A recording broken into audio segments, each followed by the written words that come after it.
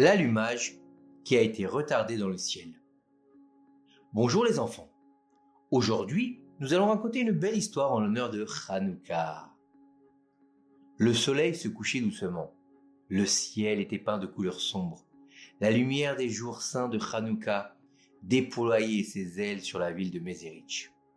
Au centre de la ville, à l'intérieur du Beth Hamidrash du Tzadik de Rabbi Dov Be'er, le Maguid de Mézérich, ses nombreux étudiants et disciples l'attendaient dans l'excitation afin d'allumer la première bougie de Hanouka avec leur Rav. Mais cette fois, quelque chose d'étrange s'est produit. L'heure de l'allumage était passée depuis longtemps, la Hanoukia spéciale du Rav était prête à l'entrée de la pièce, les Chassidim attendaient tous, alors que le Rav tardait à sortir de sa chambre. Pourquoi le Rav tarde-t-il ? Se demandaient les Chassidim avec étonnement. Il y a sûrement une raison particulière pour laquelle il n'est pas encore sorti pour l'allumage. Soudain, les Chassidim se sont souvenus que ces dernières années, le Rav avait l'habitude d'honorer son élève bien-aimé, le tzaddik Rabbi Susha d'Anipoli, en lui offrant d'allumer le shamash. Le Rav attend sûrement Rabbi Susha, pensèrent-ils à l'unisson. Mais où est Rabbi Susha ? Et pourquoi n'était-il pas encore arrivé ? Rabbi Susha avait une coutume particulière. Il consacrait une grande partie de son temps précieux à parcourir les villes et villages d'Ukraine, à rechercher les âmes perdues, les juifs dans le besoin, pour les fortifier et les relever, en les aidant à faire teshuva et à se rapprocher d'Hachem. Chaque année, il partait en voyage immédiatement après les fins des fêtes de Tishri et veillait à revenir la veille de Hanouka, afin de participer à l'allumage des bougies dans la maison du Rav. Cependant, cette fois, il semblait que Rabbi Susha n'ait pas eu le temps de revenir. Une autre heure passa, et une autre heure encore, et le Rav ne sortait toujours pas de sa chambre. Le Rav doit encore attendre Rabbi Susha, pensaient les Chassidim dans leur cœur. Est-ce juste que pour lui, le Rav retarde autant l'accomplissement de la mitzvah de Hanouka ? Et est-ce que Rabbi Susha viendra ce soir ? C'est ainsi que les heures passaient et que l'allumage était retardé. Ce n'est que vers minuit que la porte du Rav s'est soudainement ouverte. Le Rav se dirigea vers la foule des fidèles, le visage brillant et heureux, et s'approcha pour faire l'allumage, d'un pas rapide. Les Chassidim regardèrent le Rav avec des yeux pleins de respect et de considération, en suivant ses saintes pratiques au moment de l'allumage. Le Rav regarda autour de lui, vers la foule qui remplissait la salle, appela l'un de ses élèves et lui fit allumer le shamash. Le Rav fit les 3 bénédictions d'une voix forte et claire et alluma la mèche qui se trouvait dans l'huile. Après cela, le Maguid de Mézérich s'assia sur sa chaise, regarda de ses yeux brillants la petite flamme et écouta les voix de ses chassidim chantant le Hanerot Halalou avec une grande joie. À une heure très avancée de la nuit, la sainte réunion se termina et les fidèles se précipitèrent vers leur maison afin de se reposer un peu de leur longue journée. Le matin arriva et voici qu'une silhouette familière fut aperçue à la porte de la synagogue. Rabbi Susha arriva enfin. Il avait l'air fatigué et épuisé, mais une joie particulière brillait sur son visage. Les chassidim s'informèrent de son état et lui parlèrent du retard de l'allumage du Maguid. Mais Rabbi Susha se contenta de sourire un peu et alla se préparer à prier Shacharit. Après la prière, on annonça que le soir après l'allumage de la deuxième bougie de Hanouka, le Rabbi organisera un repas spécial avec la participation de tous les étudiants. Ce furent des moments particuliers de joie et de sainte exaltation de la part du Maguid de Mézérich. Le Rav s'était assis et avait parlé en termes chassidiques du caractère sacré des jours de Hanouka, et les chassidim avaient chanté ensemble les chants et les hymnes de la fête. À un moment donné, le Maguid se tourna vers Rabbi Susha et lui demanda « S'il vous plaît, racontez à tout le monde la raison pour laquelle vous n'avez pas allumé la première bougie en l'honneur de cette fête cette année avec nous. » Le silence se fit. Tout le monde voulait savoir ce qui s'était exactement passé. Rabbi Susha se leva et commença à raconter. « Comme vous le savez, chaque année je fais de mon mieux et je fais tout mon possible pour arriver à temps pour allumer la première bougie de Hanouka avec le Rav.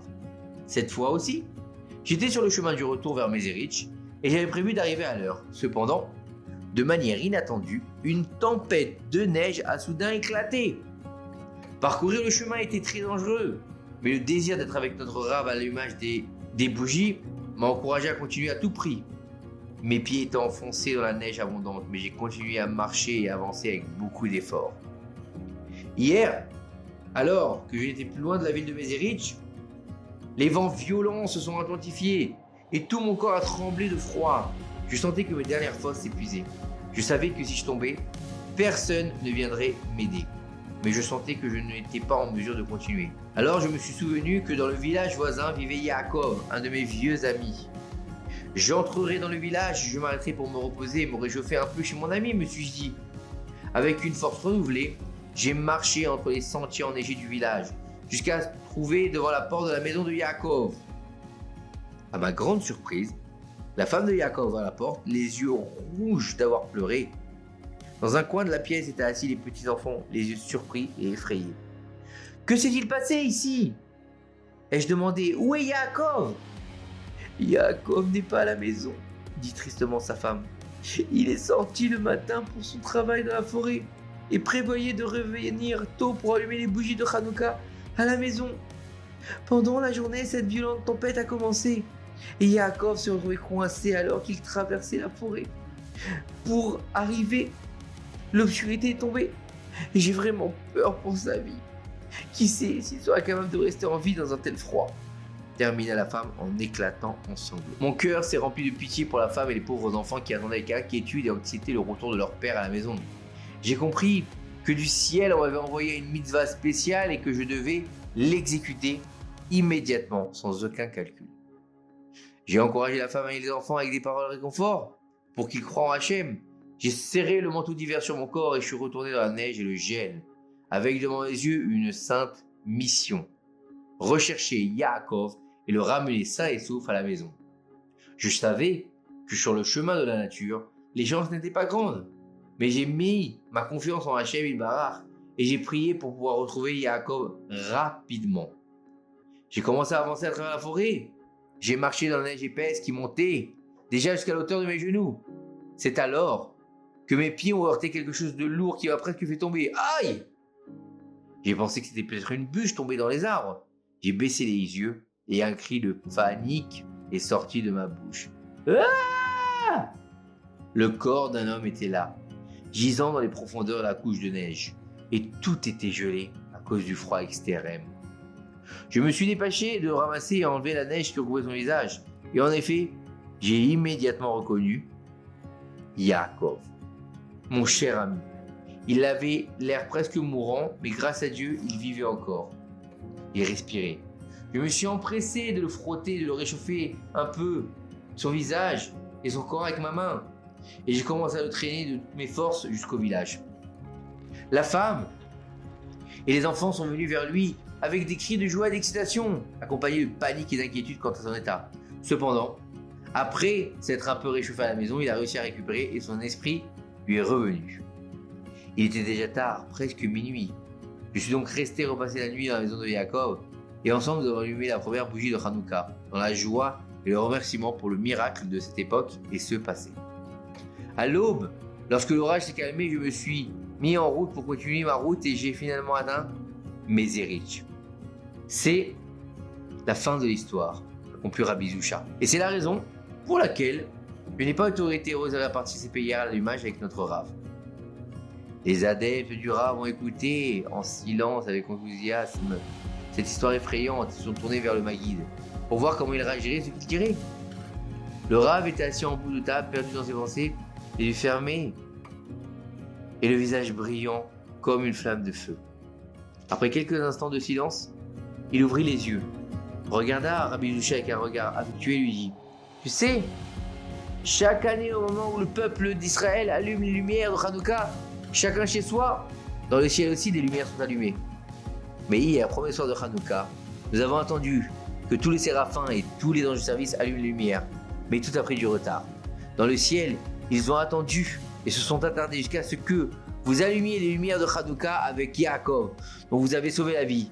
Le mérite de la mitzvah pour laquelle vous avez déployé toutes ces forces et sauver une âme d'Israël et celui qui vous a été attribué. C'est alors seulement que les chassidim vont comprendre pourquoi le Rav avait retardé l'allumage des bougies jusqu'après minuit pour pouvoir faire l'allumage en même temps que Rabbi Zusha et les anges du ciel. Chers enfants, de cette histoire nous apprenons que la grandeur de la sainteté du juste, l'importance du commandement d'aimer Israël et le droit de donner sa vie pour un autre juif. Nous allumerons avec joie les lumières de Hanouka et nous remercierons Hachem Yitbarach pour les miracles qu'il a fait pour notre ancêtre et qu'il fait pour nous à chaque génération. Amen Kineratzon. À très bientôt les enfants. Et que Bezrat Hachem, par ces belles paroles, nous faisions venir le Mashiach. Amen.